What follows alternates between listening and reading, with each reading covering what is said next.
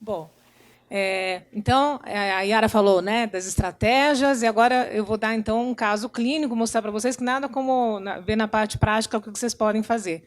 Antes de eu começar, queria só ter ideia, quem são pacientes e familiares? Levanta a mão. Enfim, portadores e familiares, né? Tá. É que isso que trabalha no HC, a gente tem mania de falar paciente, mas, enfim, os portadores e familiares. E quem são profissionais?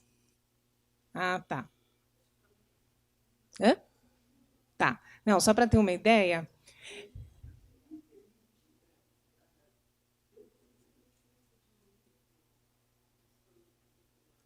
é que assim, a gente abre as perguntas para depois. Então, eu vou te pedir o seguinte: nós vamos terminar a palestra, depois a gente tem um intervalo, depois vocês vão poder fazer perguntas à vontade. Tá? Então, eu peço para anotar essa pergunta, que depois a gente abre para as perguntas. Então, vamos lá. Né? Então, esse caso clínico, para vocês entenderem como que a família pode ajudar.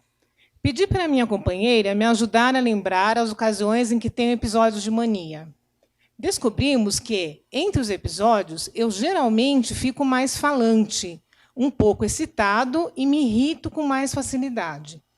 O que muda é que começo a ligar para as pessoas e marcar vários compromissos. Depois vou ficando mais confiante, assumindo vários projetos, e uma semana depois já não consigo parar. Os pensamentos voam, não durmo mais e a crise de mania se instala. Então, esse é um paciente meu do consultório, o Roberto, ele tem transtorno bipolar tipo 1, 35 anos. Então, é para mostrar para vocês o seguinte: dá para perceber? A gente fala, tem os sinais de alerta, os gatilhos? Tem. A gente consegue perceber. Então, nesse caso aqui, o que a gente acabou percebendo, e a companheira dele ajudou bastante, que assim, ele normalmente é uma pessoa que é tranquilo, ele tem um comportamento mais tranquilo, não é muito de falar, ele é mais na dele. Quando ele começa o que a gente chama, então, esse é o gatilho. Quando ele começa a falar mais, quando ele começa a ficar com o pensamento mais acelerado, quando ele começa a ficar o que a gente chama de até verborrágico, fala muito rápido, e começa a ficar mais irritado, mais excitado também, então, normalmente é uma pessoa calma, e aí ele vai ficando excitado, quer dizer, ele vai fazendo vários planejamentos na cabeça dele, ele começa a ter várias ideias, aí ele vai se empolgando, começa a querer ligar para todo mundo e fazer vários projetos. E aí acaba se endividando absurdamente, isso já aconteceu.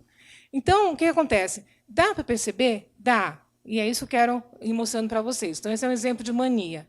Então, a pessoa ela tem os comportamentos dela, a Yara já colocou isso, e a doença é diferente. Então, a pessoa é uma, a doença é outra. Então, a pessoa tem os comportamentos dela, da personalidade dela. A doença tem os sintomas. Então, vocês vão ver por esses exemplos que dá sim para perceber e dá para a família ajudar. Tá? Eu ia falar para mudar, e agora que me lembrei que o seu tem que mudar. Então, caso clínico 2. Então, esse aqui já é um exemplo para vocês terem ideia de depressão. Pedi para meus familiares, então aqui a companheira ajudou, esse aqui são, né, os familiares que estão ajudando, os pais. Pedi para meus familiares me ajudarem a identificar quando estou entrando em depressão. E eles perceberam que começo a ficar muito crítica, com muitos pensamentos negativos, principalmente quando fico estressada. Né? Então, o estresse, vocês veem que realmente faz diferença. Minha terapeuta me ensinou a observar meus pensamentos, ao invés de me deixar levar por eles. Percebi algo impressionante. Havia um padrão nesses pensamentos negativistas. Como sou muito sensível, eu interpreto qualquer coisa pequena que acontece no trabalho como uma perseguição. E no relacionamento pessoal, como uma rejeição. Identificando esse padrão, esses pensamentos passaram a ter menos poder sobre mim e passei a ter uma perspectiva mais equilibrada. Então, vocês vejam que, nesse exemplo aqui, o que acontece? A gente começou a ver que ela normalmente é tranquila e ela não é também muito crítica. Mas, quando ela começa a ficar mal, ela começa a ficar extremamente crítica. Então, quando ela começa a passar um estresse no trabalho, por exemplo, qualquer coisinha que acontece no trabalho, como ela é muito sensível, ela já começa a ficar mal por causa do que aconteceu no trabalho, começa a ter mania de perseguição, ou também ela tem um namorado, um relacionamento pessoal, qualquer coisa que dá um probleminha, ela já mexe muito com ela. Então, o que é importante que dá para aprender? Que a gente coloca muito quem trabalha a terapia cognitiva comportamental, que é assim, a gente controla o pensamento, não é o pensamento que controla a gente. Então, quando a pessoa percebe que os pensamentos estão exagerados e o que a gente chama de disfuncionais, ou seja, são pensamentos extremamente negativos que não ajudam. A pessoa ela começa só a ver coisas erradas, ela começa a se sentir culpada o tempo todo. Então, ela não percebe que não, que ela também tem qualidades, que ela também faz coisas boas. Ela só vê tudo de ruim que está acontecendo. Né? E aí vocês veem que também a família pode ajudar, a gente identificou isso, ela mesma percebeu e aceitou que estava exagerado mesmo, que realmente esse é o que a gente chama então de sinal de alerta dela, o gatilho dela, e que daria para controlar melhor isso, para aprender realmente a controlar melhor esses pensamentos e não exagerar, né? Quer dizer, todo mundo tem problema no trabalho, todo mundo tem problema de relacionamento, mas isso não é motivo para ficar tão estressada e ficar tão mal como ela ficava. Então, se sentindo culpada, inclusive.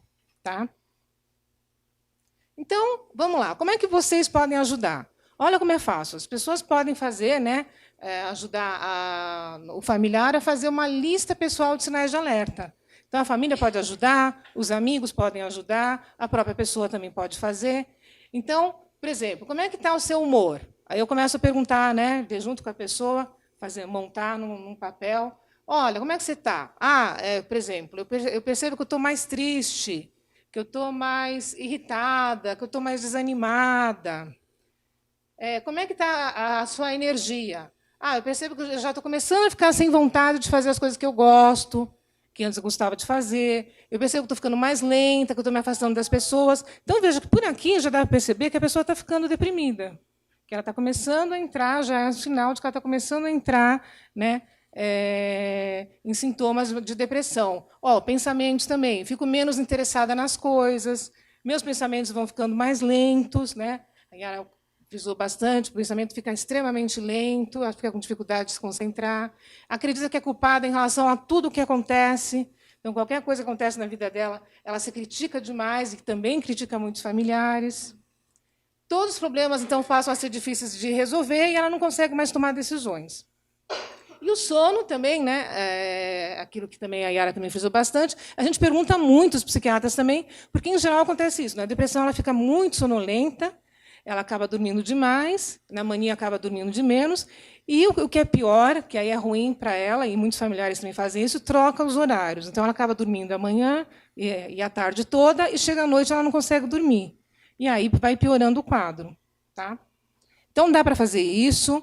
Ou, vamos dizer, tem gente que, não, então eu prefiro fazer, fica mais fácil, o que a gente chama de uma planilha do humor.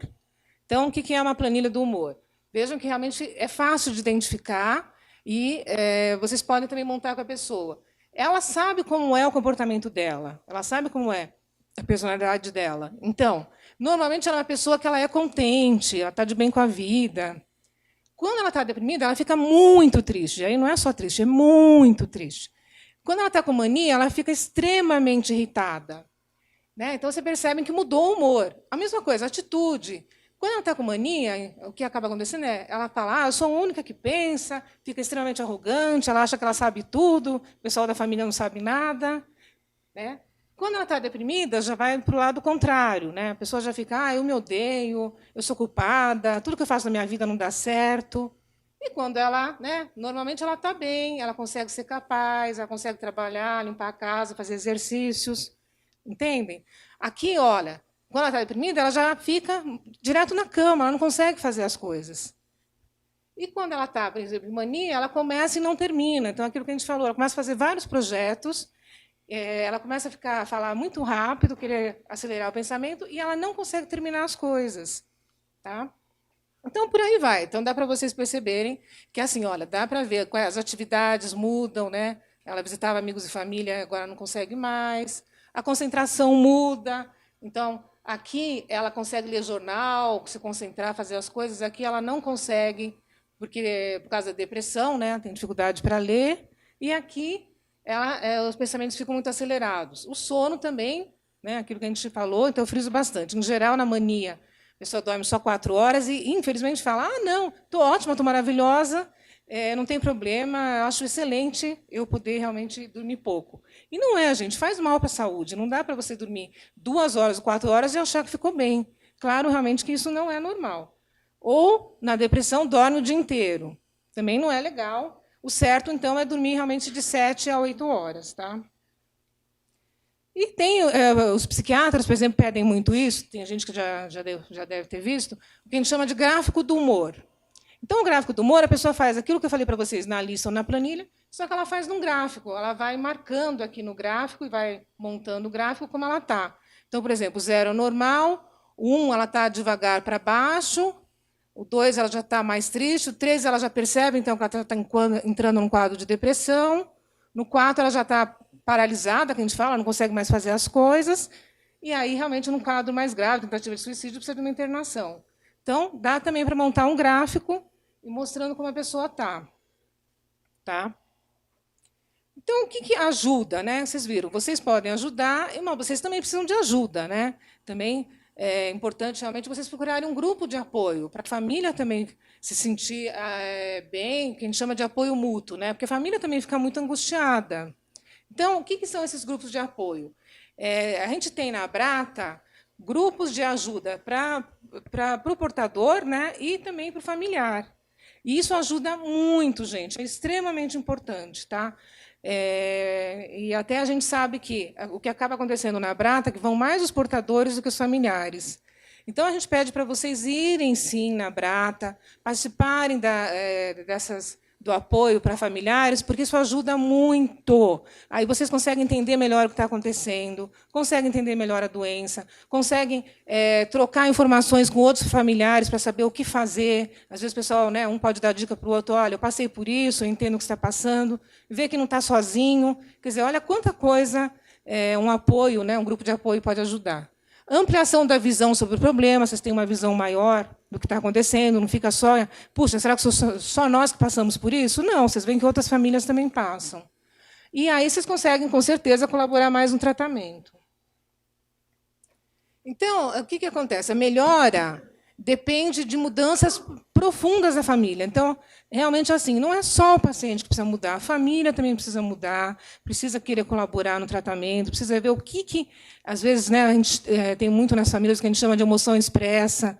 Então, a gente sabe que em famílias de bipolares, às vezes são críticas demais, ou, né, também a Yara colocou, ou superprotegem demais, quer dizer, extremos, ou é crítica demais, hostiliza o tempo todo. Então, tem paciente no consultório que reclama que a família fala, você é bipolar, a sua opinião não vale nada.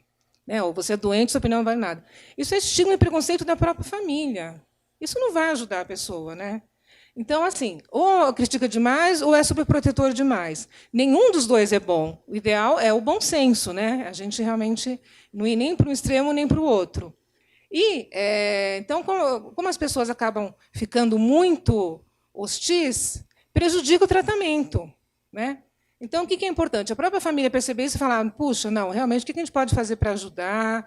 Não vamos criticar, vamos ver realmente o que a gente pode, quais são os aspectos positivos, né? Mudar gradativamente, ajudar a pessoa a ver o progresso dela. Então, em vez de eu falar só o que a pessoa fez de errado, vou falar, não, espera aí, que legal, ela começou a ajudar um pouco mais em casa, ela conseguiu levantar da cama, conseguiu tomar um banho, que bom, então, que bom que você está melhorando, aos pouquinhos você vai conseguir. Porque é isso que eu falo. Como, infelizmente, muitas vezes são muito críticos, só veem o que a pessoa não fez. Acaba esquecendo de ver o que a pessoa conseguiu fazer. Né? E, realmente, à medida que a gente vai elogiando, aos poucos a pessoa vai conseguindo. Então, foco sempre nas melhoras e não nos problemas. Mudanças dependem de alterações consistentes, contínuas e permanentes nas relações. Então, é sempre importante apoio e participação de todos. Então, quando a gente fala apoio e participação de todos, é realmente participação de todos, porque às vezes tem esse problema. Né? A mãe, coitada, ela que acaba tendo que resolver tudo, ela pega tudo para ela, e aí os outros familiares acabam não ajudando. Então, fica muito pesado. Se cada um ajudar um pouquinho, fica bem mais fácil. Né? Então, eu também acho que é importante falar sobre isso. Quer dizer, o cuidador também precisa de cuidado. A gente está falando como vocês têm que ajudar o seu familiar, né, o portador, mas vocês também precisam se cuidar. Porque a gente não consegue ajudar a outra pessoa se a gente não estiver bem com a gente mesmo. Né? Como é que eu vou ajudar o outro se eu não estou bem comigo? Então, é importante usar estratégias para lidar com esse estresse que vocês passam. Quais são as estratégias? Dividir ou delegar determinadas tarefas. Então, gente, sinceramente, é ter a humildade de reconhecer que eu não dou conta de tudo, porque mãe nessas coisas é fogo. Né? Reconhecer que eu não dou conta de tudo e eu preciso de ajuda. Eu preciso realmente que outras pessoas também ajudem, também façam algumas coisas em casa, né, que colaborem. Frequentar grupos de apoio, então a gente está frisando bastante, o grupo de apoio da Abrata ajuda muito, e é importante ir, sim, para realmente entender cada vez melhor a doença. Repor as energias, arranjar um tempo para fazer coisas que relaxem e dê prazer. Então, todo mundo, né, precisa fazer uma atividade física, fazer alguma coisa que goste para se sentir bem. E, para famílias de bipolares, a gente fala que precisa mais ainda, porque, como tem essa questão da oscilação do humor, quanto mais eu estiver fazendo exercício físico, ou tiver um estilo de vida adequado, a gente fala um autocuidado, melhor eu fico e melhor eu consigo cuidar de mim e cuidar, né, da outra pessoa.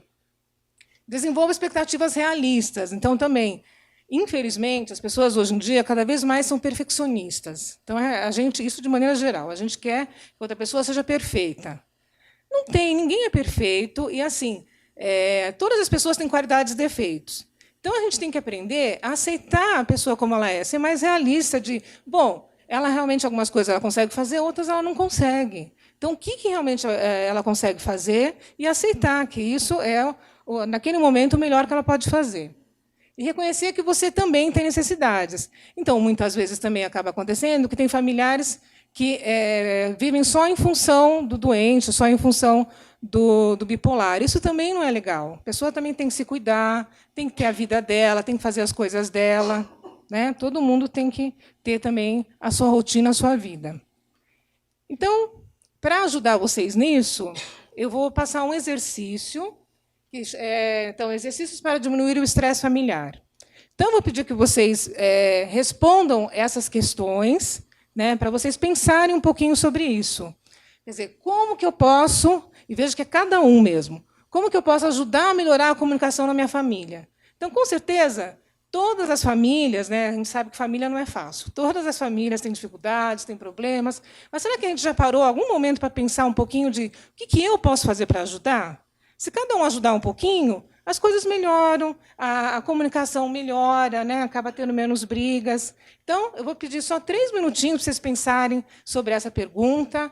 O que eu posso fazer para ser menos crítico? Tá? Então, como é que você pode ser menos crítico com você mesmo e também com outros familiares? Que a gente, infelizmente, hoje em dia também estamos críticos demais, tolerância zero. Né? As pessoas têm que ir um pouco mais para o lado positivo, de ver as coisas boas e não ficar só criticando.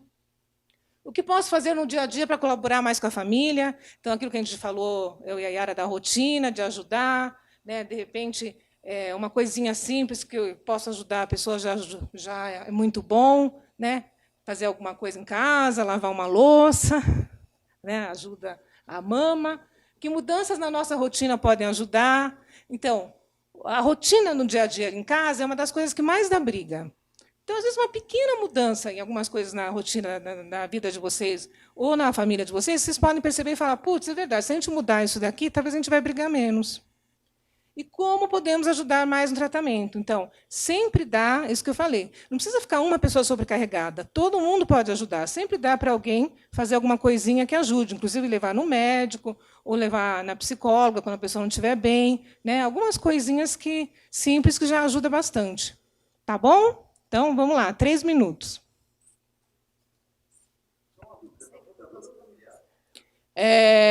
Não, todo mundo. Portador, familiar, profissionais também. Vou pedir para todo mundo. Vou pedir para todo mundo. E aqueles que estão em casa, então aí vocês fazem, né, na casa de vocês, arranjam um tempinho, não precisa muito, né? 5 minutinhos em casa dá para fazer. A hora que estiver mais tranquilo, isso vai ajudar a família de vocês. Tá bom? Então, obrigada.